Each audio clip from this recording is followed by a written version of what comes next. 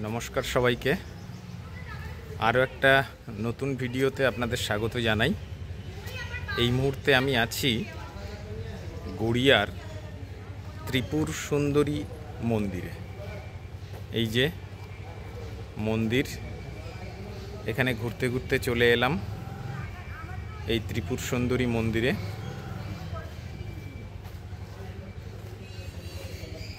তো চলুন আপনাদেরকে ঘুরিয়ে দেখাই এই মন্দিরটি।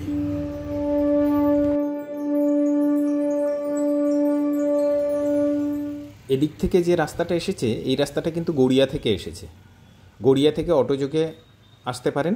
এই যে বোড়াল হাই স্কুল, বোড়াল হাই স্কুলের ঠিক পাশেই ত্রিপুর সুন্দরী মায়ের মন্দিরের প্রধান প্রবেশদ্বার।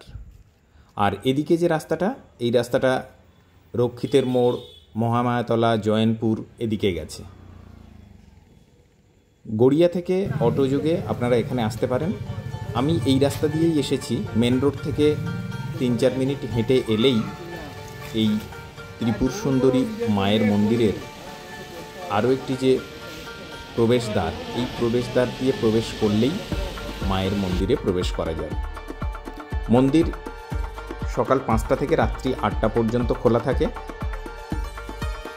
তবে সকালে বা বিকালে যদি আসেন তাহলে কিন্তু দর্শনার্থী এবং যারা পূজা দিতে আসেন তাদের অনেক ভিড় চোখে পড়বে। আমি যখন এসেছিলাম তখন দুপুরবেলা, দুপুরের সময় মন্দির চত্বর একটু শান্ত নিরিবিলিই ছিল এবং দর্শনার্থীদের ভিড় অনেক কম ছিল। মন্দিরে প্রবেশ করার পথেই ডান দিকে আরও একটি ছোট মন্দির আছে। এই মন্দিরটির ভিতরে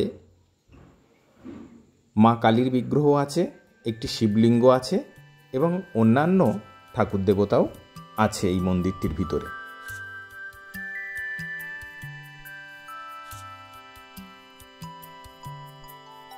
মন্দিরের ঠিক পাশেই আছে এক বহু পুরানো বট গাছ।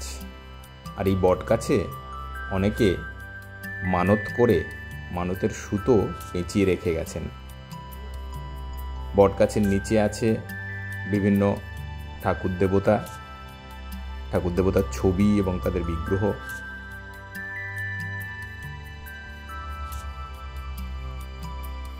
সব মিলিয়ে এই মুহূর্তে এই মন্দির চত্বর বলতে গেলে একেবারেই ফাঁকা এবং নিরিবিলি। এত শান্ত পরিবেশ সত্যি না এলে উপলব্ধি করা যাবে না যে মন্দির চত্বরের প্রশান্তি কতটা।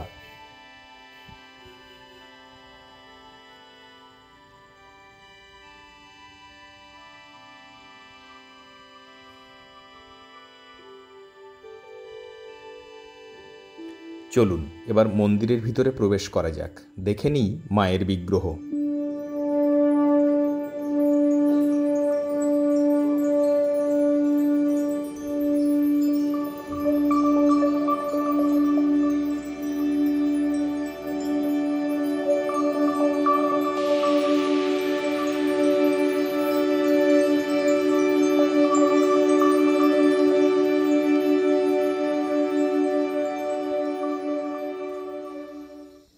মন্দির থেকে বেরিয়ে ডান দিকে গেলেই আছে ত্রিপুর সুন্দরী সেবা সমিতির কার্যালয়।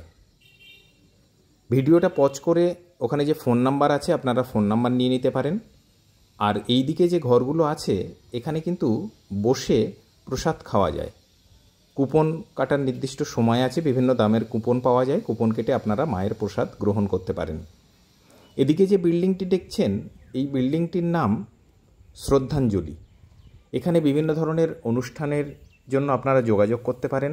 বিশেষ করে শ্রাদ্ধ শান্তির কাজও কিন্তু এখানে হয়। এদিকটা হলো মন্দিরের পিছনের দিক। পিছনের দিকে আরও একটি গেট আছে। পিছনের গেটের পাশেই আছে সর্বসাধারণের ব্যবহারের জন্য একটি শৌচালয়।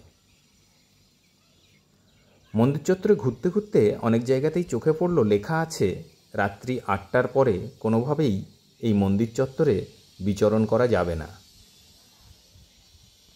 সকাল 5টা থেকে রাত্রি 8টা পর্যন্ত মন্দিরের মেন গেট খোলাই থাকে।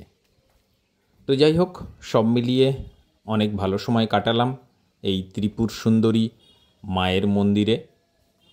আপনারাও সময় সুযোগ পেলে এখানে আসবেন, একবার ঘুরে যাবেন। সবাই ভালো থাকবেন, সুস্থ থাকবেন। পরবর্তী ভিডিওতে আবার আপনাদের সাথে দেখা হবে। সবাইকে নমস্কার।